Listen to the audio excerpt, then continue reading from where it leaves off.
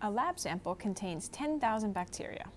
After putting antibacterial spray on the sample, 10% of the bacteria die every hour. Write an equation that models the situation. Okay, so remember, my y. My y is the total amount. Total amount of what? What are we talking about here? We're talking about bacteria. So the y is the number of bacteria, right? We're starting with 10,000 and then we're going to slowly decrease. Now x is the time period. So in this case, what time period are we talking about? Oh, let's see, dies every hour. So x is the number of hours. Okay, now identify the initial value. Initial means starting, so we are starting with 10,000 bacteria. Identify the growth or decay rate. So this time, we're starting at 100% always, and I am decreasing, right, by 10%. How do I know I'm decreasing? Because they're dying, okay? So I'm subtracting 10%. That's 90%, okay? And then I divide this by 100 to change it to a decimal, and I get 0.90, or just 0.9, okay?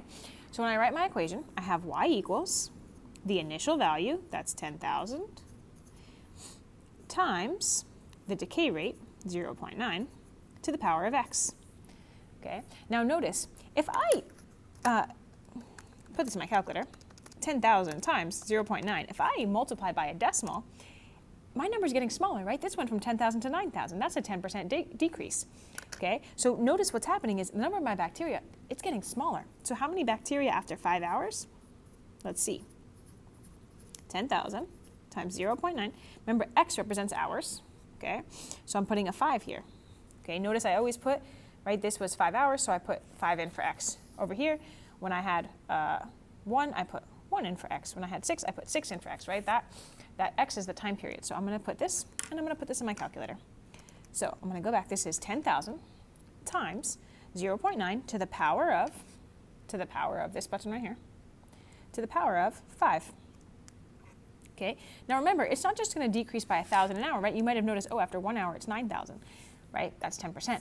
But it doesn't just go down by 1,000, because after 1 hour, it's 9,000, and then it's 10% of that decreases. And then after that, 10% of that new number. So what I get here is, okay, I did 10,000 times 0.9 to the 5th power, and I get 5,904.9 bacteria. Now, I actually can't have like bacteria like people. They're like, you know, organisms. You can't have just a part of one. So I'm going to go ahead and round this. Oh, sorry. This is a 4. I'm going to round it up because this is 0.9. Right? This is like almost a whole nother bacteria. So this is how many bacteria, and I'm going to go ahead and write bacteria. Bacteria after 5 hours. Okay.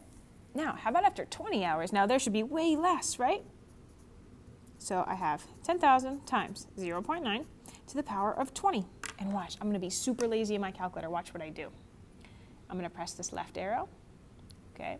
It's going to come back up here to my calculations, and I'm just going to, instead of typing 5, I'm going to type 20. Now, I'm all the way down to 1,000 bacteria and change, right? I started at 10,000. So this comes out to 1,200. And what I get, right, is like this. I get a decimal. Okay, I'm going to round it to the nearest whole number. Why?